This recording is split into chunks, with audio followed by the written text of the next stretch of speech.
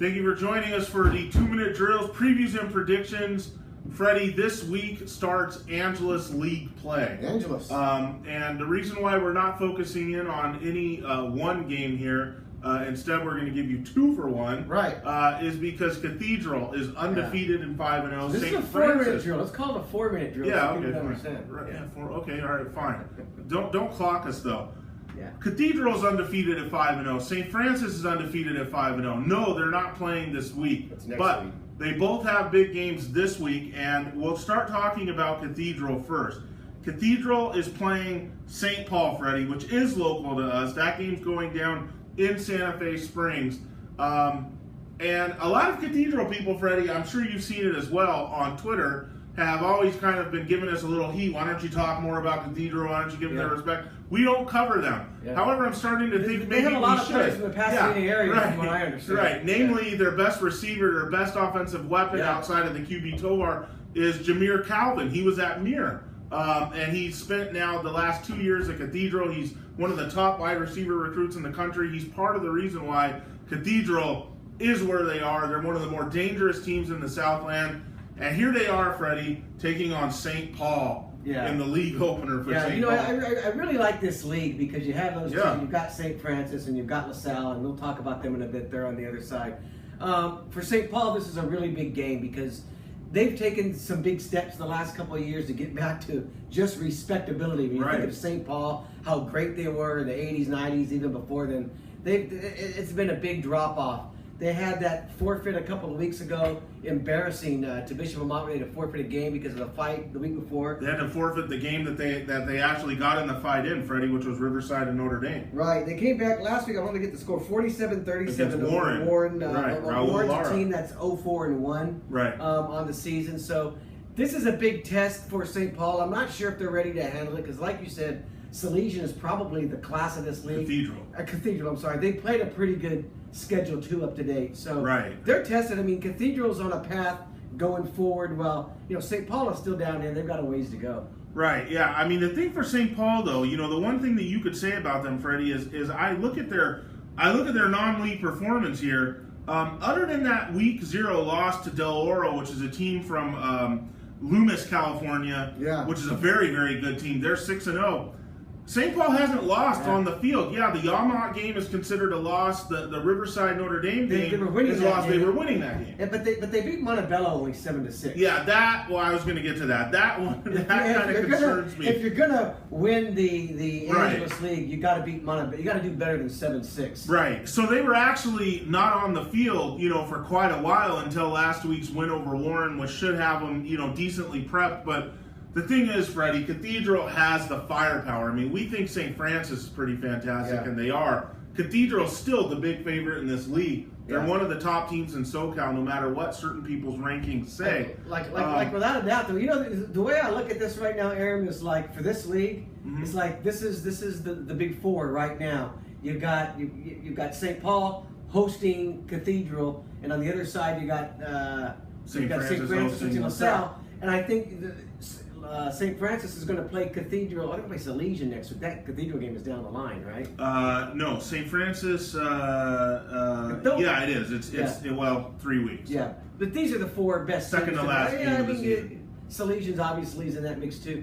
It's a tough league. I mean, it really is. And you look at LaSalle. It is. LaSalle's done so well. I bet they missed those old leagues and divisions they were in about 3, 4, 5 years ago. Right. Well, they are in a different division. They don't have to qualify through this. Yes, and that's the problem. Yeah, but we'll get to that in just a second. First, Freddie, do you want to pick the upset here with St. Paul? No, not even close. I think this will be a 3-touchdown game. I think it might be more than that. Cathedral's just too explosive. I think really the only team, if I'm not mistaken about this, that I think can stay with them, as far as, answering points for points, is St. Francis, and we're not going to see that for a few weeks. So we both have Cathedral to beat St. Paul. Now, we'll move on to the other big game locally for us in the Angelus League, and that's what Freddie was talking about. St. Francis 5-0, hosting LaSalle 4-1. Now, to set things up, Freddie, last year's game against these two took place in Week 10. St. Francis needing a win just to qualify for the playoffs. They eventually did. They eventually reached the semifinals before losing to Lucerna. That game was a 27-14. It was closer St. Francis. Yes, it was close for a while. Right, it was close for a while. And that performance has been what LaSalle kind of built on going into this year. Yeah. Now, how far they've closed the gap, or if St. Francis has extended it back out because they have a new QB now compared to last year, and Michael Bonds, their defense is playing out of sight. I don't know. I don't know. Has LaSalle closed the gap? Well, they're 4-1. They had that victory over Muir, but everybody's beaten Muir. They beat a notable team from Arizona. I think that was a big rally, right? That was a good rally team last from week. Arizona. I mean, it's hard to tell. I mean, I think last year's game that it was close should give them some confidence going in this year. St. Francis is still good. It's still, to me, it's a little different animal. And what we were talking about, Aram, is these teams like LaSalle are going to go into playoff divisions where they can compete in. The hardest things for teams like that are getting out of their own league, because realistically, they could finish third or fourth when you're talking about they probably won't finish ahead of St. Francis. No. Probably won't finish ahead of Cathedral or Salle-St maybe. Right. They can wind up finishing fourth or fifth in that league, and that might not be good enough to get in a playoff division that they would have a chance to do well in. It's almost like your league is going to be tougher than your playoffs.